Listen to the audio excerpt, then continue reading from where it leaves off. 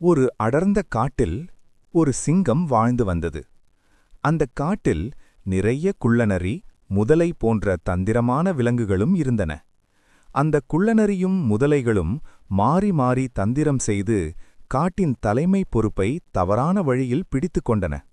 அதனால் காட்டில் குழப்பம், பயம், ஏமாற்றம் நிறைந்தது. இதையெல்லாம் பார்த்த சிங்கம், இந்த காட்டுக்கு ஒரு நல்ல தலைவன் தேவை என்று மனதில் நினைத்தது. காட்டை காப்பாற்ற நான் ஏதாவது செய்ய வேண்டும் என்று முடிவு செய்தது. அப்போது குள்ளநரி மற்றும் முதலைகள் சிங்கம் உண்மையை பேச ஆரம்பித்ததை பொறுக்காமல் அதை தோற்கடிக்க ரகசியமாக திட்டம் போட்டன.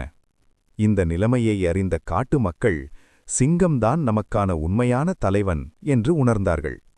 அனைவரும் ஒன்றாக நின்று சிங்கத்திற்கு தைரியமும் ஆதரவும் கொடுத்தார்கள். குள்ளநரி, முதலை திட்டம் போட்டாலும் தேர்தல் சின்னமாக, எச்சரிக்கையின் சின்னமாக விசில் சின்னம். மக்கள் ஒன்றாக விசில் சின்னத்திற்கு ஓட்டு போட்டார்கள். மக்களின் நம்பிக்கையும் ஒற்றுமையும் கிடைத்ததால் விசில் ஓசையுடன் சிங்கம் வெற்றி பெற்றது. அதற்குப் பிறகு காட்டில் நியாயமும் மகிழ்ச்சியும் நிலவியது.